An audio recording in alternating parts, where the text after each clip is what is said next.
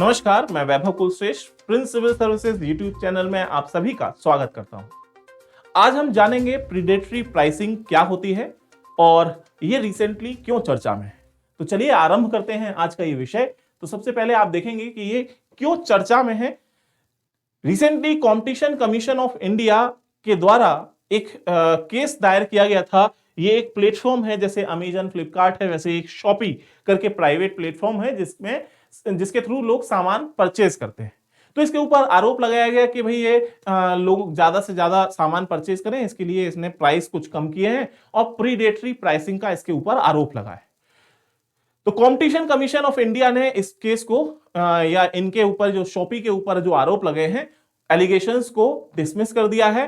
जो क्योंकि इसका कहना है कि ये जो शॉपी है ये रिसेंटली नया आया है, मार्केट में कोई बहुत बड़ी पावर रखने वाला इसका काम नहीं है। अभी बहुत ज्यादा इसके पास पावर नहीं है जितनी कि फ्लिपकार्ट और अमेजन के पास है। So Shopee did not hold significant market power as it is a relatively new entrant in a market with well established players। ठीक है, तो ये बेसिकली कहानी है कि भाई इससे ये समझ में आता है कि भाई ये हमारे सामने प्रीडेटरी प्राइसिंग एक वाक्य निकल के आ जाता है। अब ये प्रीडेटरी प्राइसिंग होती क्या है? प्रीडेटरी प्राइसिंग एक इलीगल एक्ट है of setting prices low to attempt to eliminate the competition. कई सारे प्लेटफॉर्म क्या करते हैं, लोग उनसे ज्यादा परचेज करें। हमारे भारत के मार्केट में, न सिर्फ भारत में बल्कि हम मार्केट की बात करें तो मार्केट में एक आम धारणा ये चलती है कि जो कंज्यूमर है वो किस तरफ आकर्षित होगा, अट्रैक्ट होगा। तो कंज्यूमर आकर्षित होते हैं जो सस्ता माल हो, कम दाम में ज्यादा बेहतर प्रोडक्ट मिल जाए, हर व्यक्ति यही चाहता है। तो प्रीडेटरी प्राइसिंग में क्या होते हैं, जो बड़े बड़े प्लेटफॉर्म्स हैं जिनके उन्होंने बहुत सारा मुनाफा कमा रखा है, वो क्या करते हैं, अपने पास अपने प्लेटफॉर्म पे जो सामान है उसके प्राइसेस बहुत कम कर देते हैं।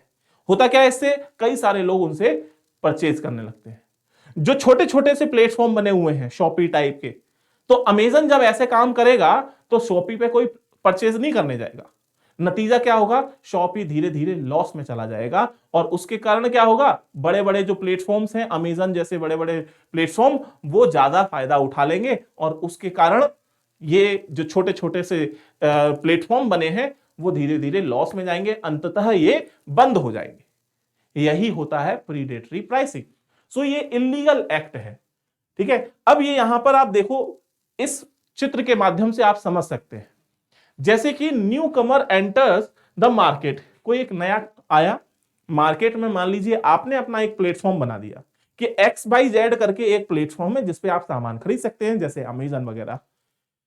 तो होगा क्या, dominant seller wants monopoly power back. जो बड़े बड़े प्लेटफॉर्म्स हैं वो चाहेंगे कि भाई मैं ज्यादा प्रॉफिट कमाऊं, तो वो चाहेंगे कि भाई हमारी मोनोपोली बनी रहे, हमारे पास सत्ता बनी रहे, सबको सत्ता चाहिए।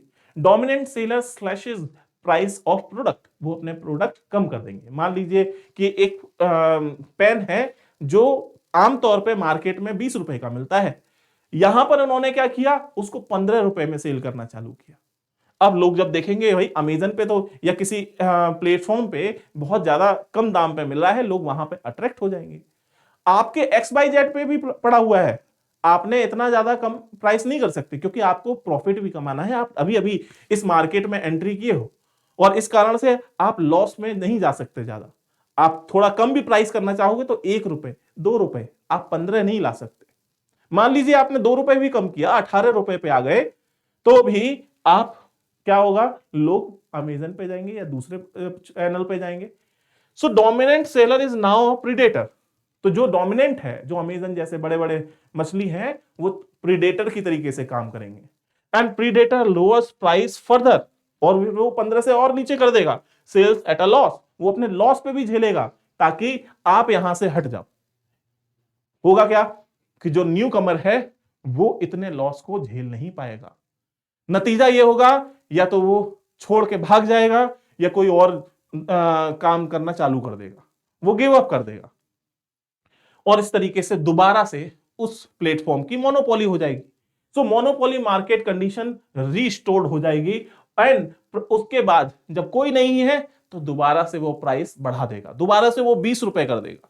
जब किसी प्लेटफॉर्म पे नहीं मिल रहा तो फिर वो 20 रुपए पे सेल करेगा। So price of product goes back up, और इस तरीके से price war serves as warning to others. तो इस तरीके से प्राइस वॉर होता है, यही होती है प्रीडेटरी प्राइसिंग। ठीक है, तो ये प्रीडेटरी प्राइसिंग से related competition commission of India के द्वारा इसको मेजर किया जाता है कि भाई कहीं ऐसा काम नहीं हो रहा है, होना चाहिए। क्योंकि होता क्या है कि प्रीडेटरी प्राइसिंग को प्रूफ करना बड़ा टफ कार्य है। जैसे कि आप इस इमेज में देख पा रहे हैं, यहां पर जुडिशरी है, कोर्ट में केस पहुंचा है और वो यहां पर पूछ रहा है हाउ डू आई प्रूव, ये जो छोटा व्यक्ति है स्मॉल बिजनेस जैसे शॉपी ही जिसके ऊपर आरोप लगा, वो पूछ रहा है जुडिशरी से कि how do I prove it's predatory, कि हमने जो प्राइसेस कम किया है वो प्रीडेटरी प्राइसिंग है, जबकि मैं तो छोटा सा हूं। ठीक है, और यहां पर बड़े बड़े मगरमच्छ बैठे हुए हैं इसको लीलने के लिए। तो ये कह रहे हैं कि जस्ट स्टैंड देयर, आप वहां खड़े रहो और उसके बाद तब तक ये इसको खा जाएगा। इसका मतलब ये प्रीडेटरी प्राइसिंग को प्रूव करना बड़ा ही डिफिकल्ट काम है।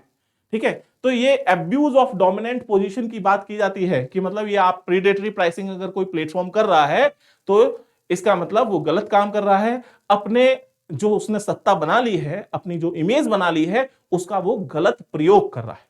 तो इस तरीके से आज हमने बात करी प्रीडेटरी प्राइसिंग की। और भी महत्वपूर्ण जानकारियों को देखने के लिए आप देखते रहिए Prince civil services channel. Thank you.